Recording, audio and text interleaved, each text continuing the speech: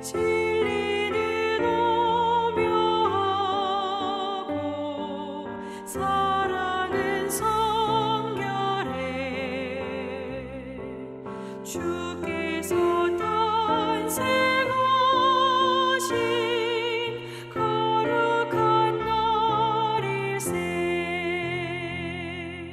주께서 주신 은혜 한없이 크오니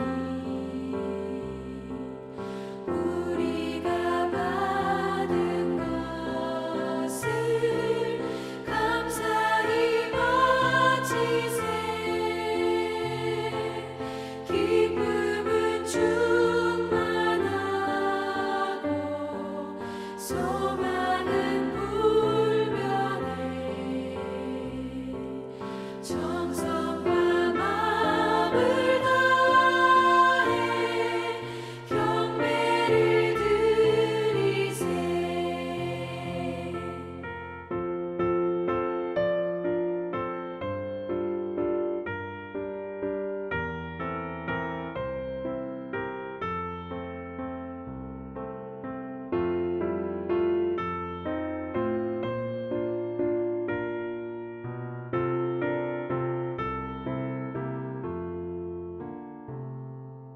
들에서 밤을 새며 양치던 목자들 하늘의 빛난 영광 보고서 놀랐네. 천사의 기쁜 소식 목자들 듣고서 찾아와 경배하며 영광을 돌렸네.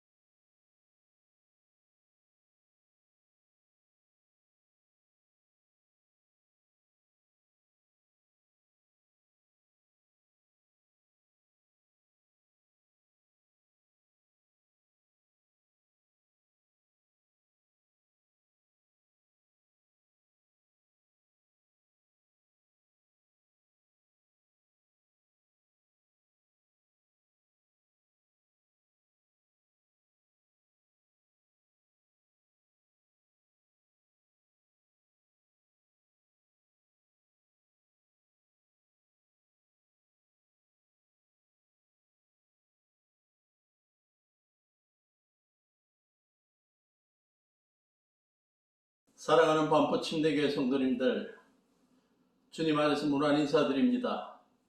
특별히 성탄절을 맞아서 성탄 인사드립니다. 메리 크리스마스. 함께 대면으로 예배드리고 함께 인사 나누고 교제하면 더 좋을 텐데 그러지 못해서 아쉽습니다. 그러나 이렇게 영상으로 함께 예배드리면서 우리가 영적으로 교제하고 또 인사 나눌 수 있어서 기쁘게 생각합니다. 성탄절 예배를 드리면서 오늘 본문 말씀을 마태복음 1장 18절부터 23절으로 잡았습니다. 제목은 성탄절의 참된 의미라고 잡아보았습니다. 성탄절, 크리스마스 하면 사람들이 가장 먼저 무엇을 떠올린다고 생각하십니까? 패트머스 문화연구회라는 곳에서 우리 한국의 중고등학생들의 크리스마스 문화에 대해서 의식조사를 몇 년 전에 했습니다. 크리스마스가 뭐냐라고 물었을 때 어떤 학생들은 예수님의 생일이라고 그랬고, 또 다른 학생들은 선물 받는 날, 노는 날, 연인과 함께 하는 날이란 답을 했다고 합니다. 크리스마스 때 가장 먼저 떠오르는 것이 무엇이냐라고 물었더니 산타클로스가 29.9%, 크리스마스 트리가 13.4%, 예수님이라는 답은 7.2%였다고 합니다. 안타까운 것은 기독교인이라고 밝힌 중고등학생들 중에서도 60% 정도는 예수님보다 산타, 눈, 트리, 캐롤, 선물 등이 먼저 생각난다고 답을 했다고 합니다. 성탄절, 크리스마스의 본래의 의미가 많이 퇴색되고 있고 변질되어 가고 있는 요즘이라는 것을 우리는 모두 인정하게 될 것입니다. 백화점에서는 1년 중에 가장 많은 매출을 기대하며 준비하고 있고, 고급 호텔들에서는 고가의 특별 이벤트들로 손님들을 모시려고 하고 있습니다. 이렇게 성탄절이 될 때마다 성탄의 참 의미에 대한 관심보다는 어떤 물건을 팔거나 어떤 이벤트를 통해서 어떤 상업적인 어떤 결과를 얻어내려는 그러한 일들이 더 많아지는 이 현실 속에 또 일반 우리 학생들이든 우리 일반 사람들이 크리스마스에 선물을 기대하는 그러한 일들이 많아지고 있는 시점에 우리는 그리스도인들로서 성탄절의 참된 의미에 대해서 다시 한번 생각해 보는 것이 중요하다고 봅니다. 성탄절의 참된 의미를 가장 잘 소개해 주는 구절은 제가 볼 때는 마태복음 1장 18절부터 23절이라고 봅니다. 기억하시는지 모르겠지만 제가 지난해 성탄절 예배 때에도 이 본문으로 설교를 했습니다. 하나님께서 왜 이 세상에 예수님, 하나님의 아들 예수님을 인간으로 보내시고 말구에 태어나게 하시고 그것도 성령으로 잉태되어 기적적으로 초자연적으로 잉태되어 태어나게 하셨을까? 거기에는 분명히 그 목적이 있었고 이유가 있었고 의미가 있었습니다. 오늘 본문에 보면 천사들을 통해서 요셉에게 전해줬던 예수님이 이 땅에 오신 이유, 아기 예수님이 탄생하신 이유를 두 가지 이름으로 분명히 소개하고 있는데, 그 첫째는 주님의 천사가 요셉에게 꿈에 나타나서 이렇게 말합니다. 21절, 마리아가 아들을 낳을 것이니 너는 그의 이름을 예수라고 하여라. 그가 자기 백성을 그들의 죄에서 구원하실 것이기 때문이다. 하나님께서 이 땅에 예수님을 보내신 이유를 가장 간단명료하게 소개하고 있는 천사의 예언입니다. 하나님께서 창조하신 인간들이 죄로 말미암아 고통당할 때 그들을 죄로부터 구원하시기 위해 예수님이 이 땅에 보내셨다는 것입니다. 거룩하신 하나님께서 인간들의 삶을 보실 때 가장 속상해 하신 것은 바로 인간들이 죄를 짓는 것이었습니다. 그러나 하나님의 뜻을 떠나 죄짓고 살아가는 인간들이 죄로 말미암아 행복을 잃어버리고 하나님께서 주시는 영광스러움을 맛보지 못하고 사는 것을 안타까워하신 하나님이 인간들을 너무나 사랑하셔서 예수님이 이 땅에 보내셔서 인간의 죄의 문제를 해결해 주시고 죄의 결과와 죄로 말미암아 파생되는 죄책감, 또 자괴감, 또 우울감 이런 것들로부터 벗어나게 해주시기 위해 예수님을 이 땅에 보내셨다고 말씀합니다. 성경이 말하는 죄가 무엇입니까? 죄와 관련된 여러 구절들이 또 단어들이 구약에 또 신약에 소개되는데 시편 51편에는 구약에서 가장 자주 사용되는 죄와 관련된 단어 3가지가 나옵니다. 하나는 죄과, 하나는 죄악, 하나는 죄입니다. 죄과는 금지구역을 침범하다, 하나님의 영역을 침범해서 마치 자기 자신이 하나님인 것처럼 교만하게 살아가는 것을 죄과라고 했습니다. 죄악이라는 것은 청개구리 행동을 말합니다. 모세의 율법을 통해 또 여러 예언자들을 통해 하나님께서 이렇게 하라, 저렇게 살라, 이렇게 하지 마라, 저렇게 살지 말라 명령하셨을 때 그것을 어기고 살아가는 행동을 죄악이라고 했습니다. 또 죄라는 단어는 화살이 관역을 빗나가는 것처럼 삶의 목표를 벗어나서 살아가는 것을 죄라고 했습니다. 하나님께서 각자 인간들의 삶에 분명한 구체적인 목표를 주시고 사명을 주시고 그것을 이루며 하나님께 영광 돌리며 살도록 하셨는데 그것에 관심 없이 각자 자기 마음대로 살아가고 있을 때 하나님께서 그것을 죄로 보신 것입니다. 이러한 죄에 대해서 성경은 치명적인 결과를 소개하죠. 로마서 6장 23절 죄의 싹스로 말미암아 사망이 온다, 죽음이 온다. 히브리서 9장 27절 사람이 한 번 죽는 것은 정해진 일이요 그 뒤에는 심판이 있다.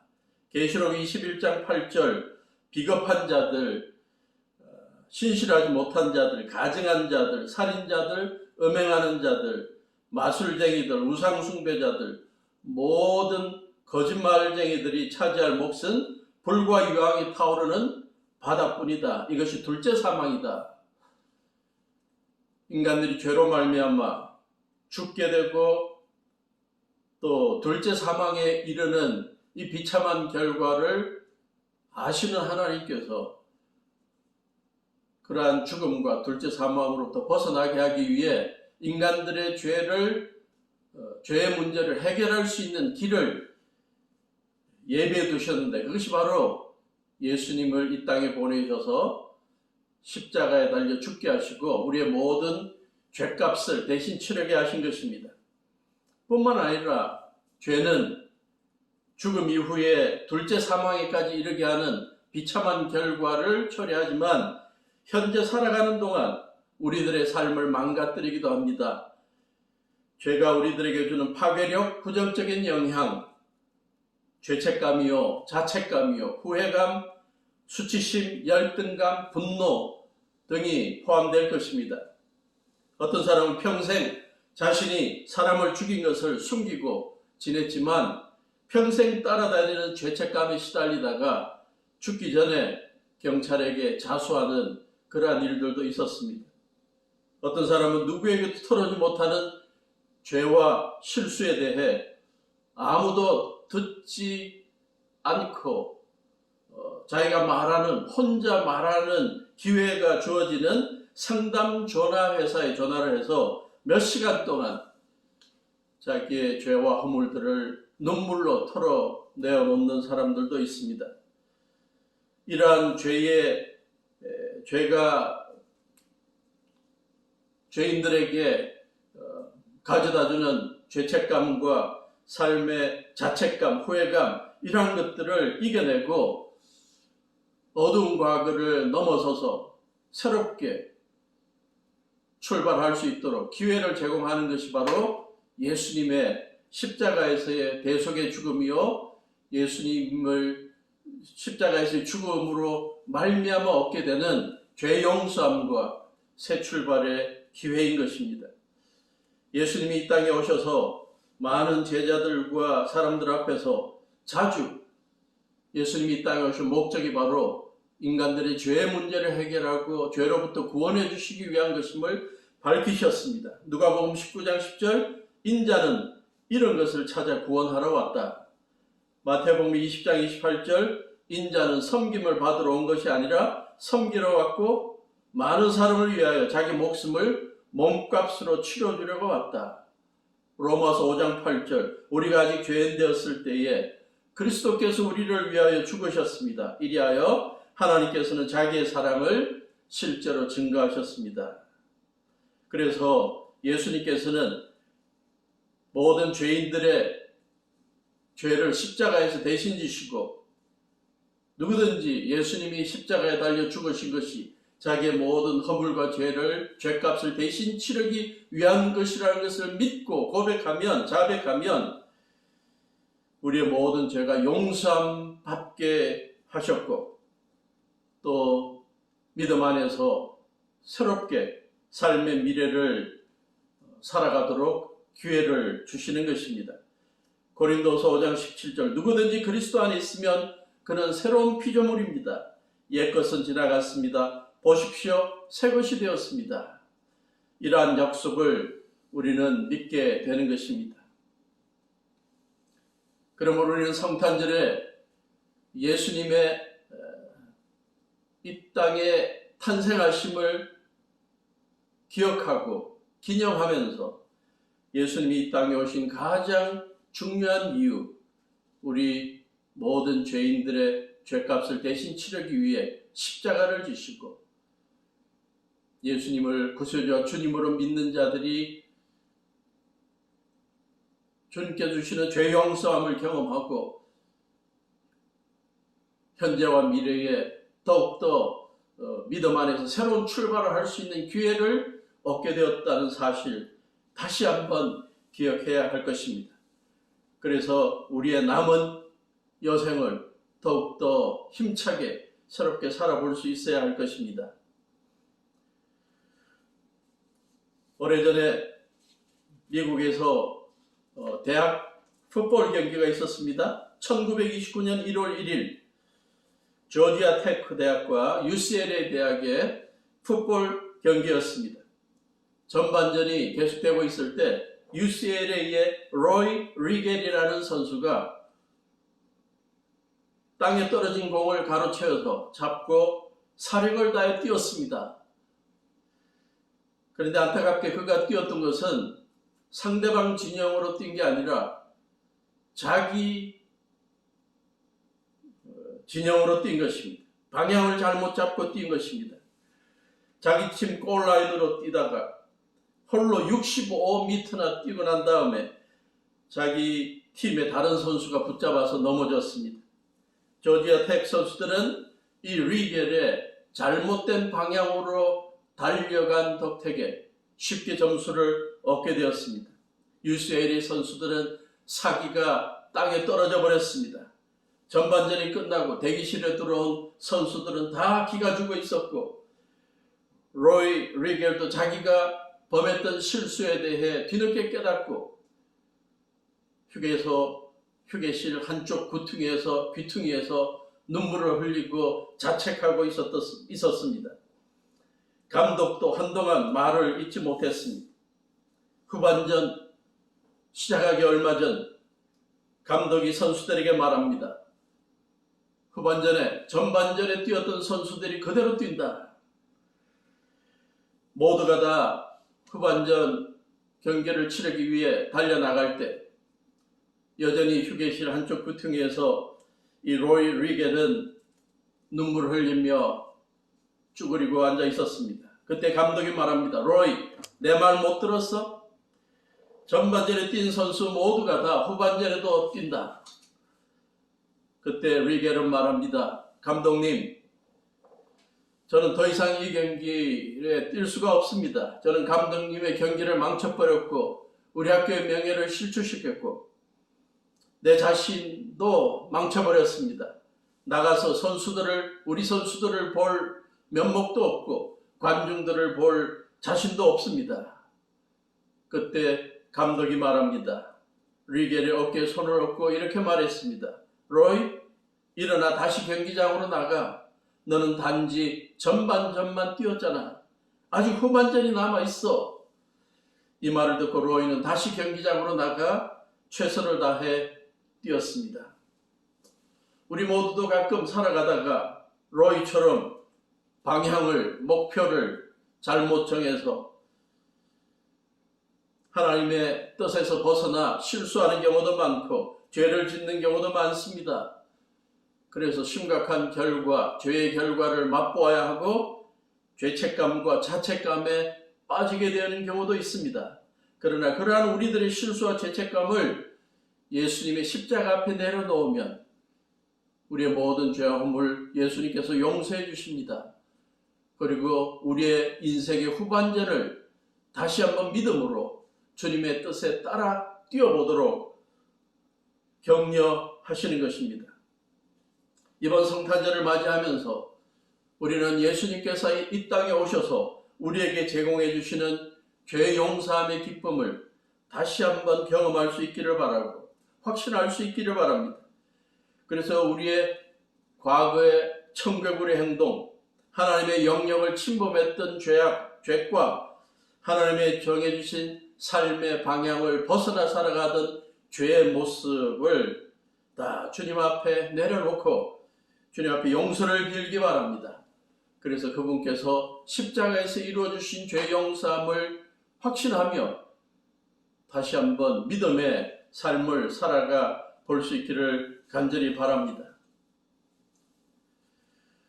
지난주일 예배 때 손봉호 장로님께서 설교 중에 송명희 시인의 시 하나를 소개했습니다. 새해가 되면 이라는 시로 기억합니다. 저는 송명희 시인의 또 다른 시, 그 이름이라는 시를 여러분들과 나누기를 원합니다. 평생 동안 아주 심하게 불편한 몸으로, 뇌성마비의 몸으로 참 힘들게 살아왔지만 예수님을 구세주와 주님으로 믿고 살아가면서 예수님께서 베풀어 주신 은혜와 마음의 평안과 기쁨 생각하며 예수님의 이름이 너무나 자기에게 귀한 이름이요 신비롭고 비밀스러운 이름이라는 고백입니다. 예수 그 이름 나는 말할 수 없네. 그 이름 속에 있는 비밀을, 그 이름 속에 있는 사랑을, 그 사랑을 말할 수 없어서 그 풍부함 표현 못해서 비밀이 되었네. 사람들 그 이름 건축자의 버린 돌처럼 버렸지만 내 마음에 새겨진 그 이름 아름다운 보석, 내게 있는 귀한 비밀이라. 내 마음에 숨겨진 기쁨. 이번 해 성탄절을 맞이해서 우리 모든 성도님들의 삶에 예수님이라는 이름이 정말 우리의 삶에 죄 용서함을 주는 그러한 이름이요, 우리에게 새 출발을 제공하는 이름이요, 우리의 삶에 기쁨과 평안을 주는 이름으로 다시 한번 각인될 수 있기를 바라고, 매일매일 우리가 믿음 안에서 새 출발하는 그러한 계기가 될 수 있기를 바랍니다. 성탄절의 의미를 또 분명하게 소개해주는 예수님과 관련된 이름이 있다면 그것은 바로 23절에 나오는 이름입니다. 구약의 예언자에게서 예언된 것처럼 23절, 보아라 동정녀가 잉태하여 아들을 낳을 것이니 그의 이름을 임마누엘이라고 할 것이다 하신 말씀을 이루려고 하신 것이다. 임마누엘은 번역하면 하나님이 우리와 함께 계시다는 뜻이다. 천사들을 통해서 하나님께서 요셉에게 또 많은 사람들에게 알려주신 예수님이 이 땅에 탄생하신 이유, 목적, 의미는 바로 예수님의 탄생을 통해, 예수님의 삶과 죽음을 통해 하나님께서 그의 백성들과 늘 함께하고 계시다는 임마누엘 하신다는 사실을 깨닫게 하는 것이었습니다. 그러므로 성탄절에 예수님의 탄생을 기념할 때마다 우리는 하나님께서 우리와 함께하고 계시다는 믿음을 다시 한번 붙잡아야 할 것입니다. 왜 하나님께서 자기 백성들에게 이 하나님께서 그들과 함께하는 임마누엘의 하나님이라는 사실을 기억하게 하셨을까? 과거나 현재나 모든 사람들이 앓고 있는 정신적인 질병 가운데 하나가 외로움이기 때문입니다. 외로움의 파괴적인 힘을 우리는 시시때로 때때로 경험하고 있을 것입니다. 홀로 있을 때 외로움을 느끼지만 수많은 군중 속에서 우리는 더 외로움을 느끼게 되는 것입니다.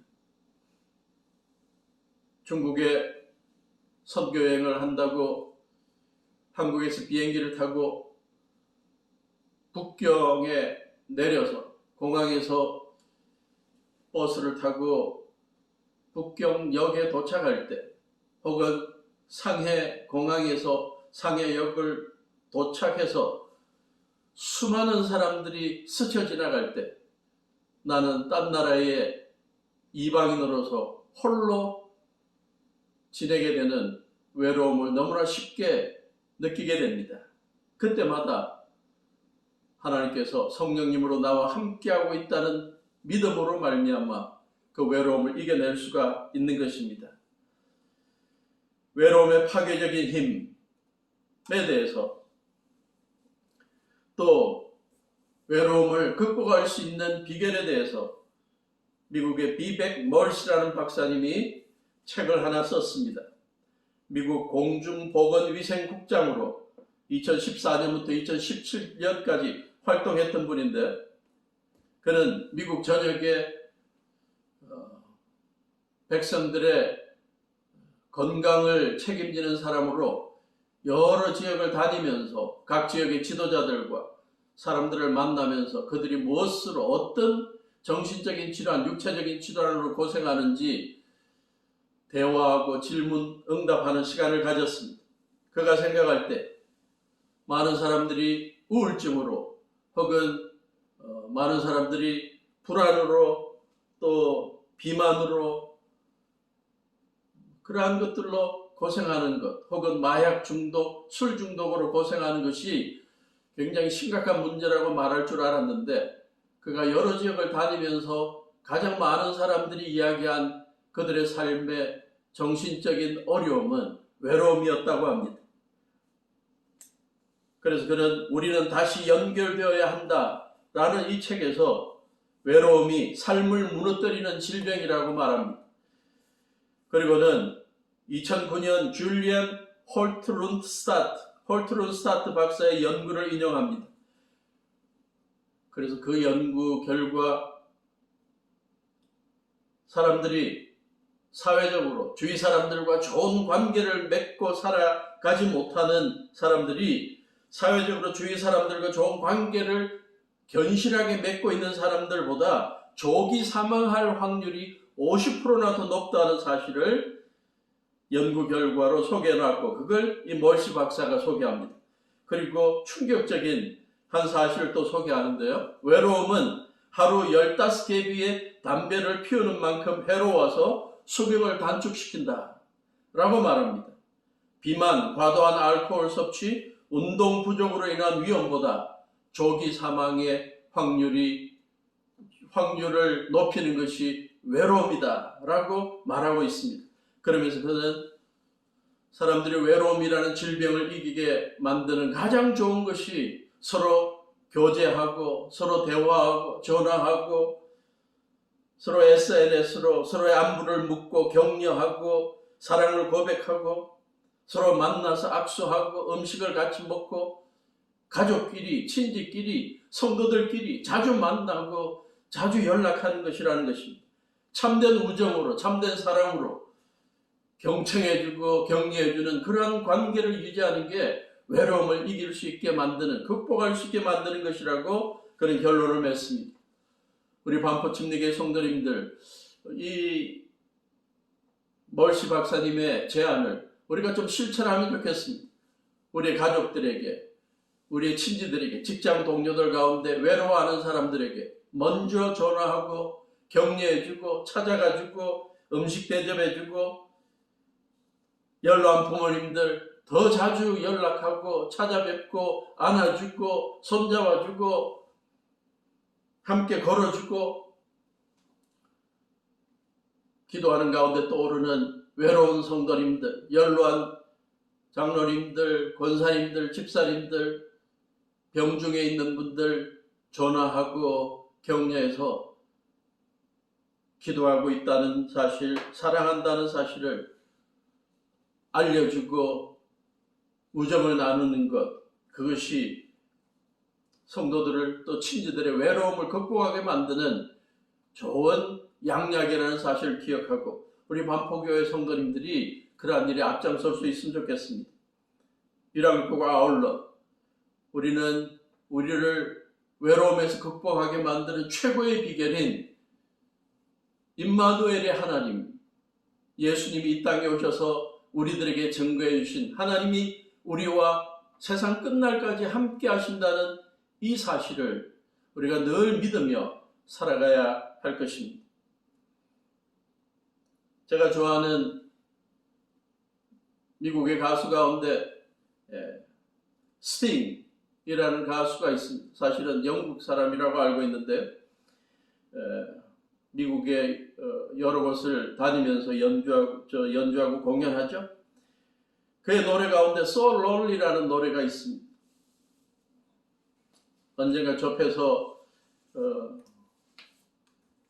그 노래 속에 외롭다고 고백하는 말이 얼마나 자주 나오는지, 이때까지 존재했던 그러한 노래 가운데 한 4분 정도의 노래 가운데 외롭다는 단어, lonely 혹은 alone, lone 뭐 이러한 단어들이 아마 가장 많이 나오는 단어가 아닐까 생각합니다. 그래서 한 번은 설교 준비하면서 이 노래 가운데, So Lonely라는 노래 가운데 이 외롭다는 말이 몇 번이나 나오냐 봤더니 헤아려 보았습니다. 그랬더니 87번이 나오더군요.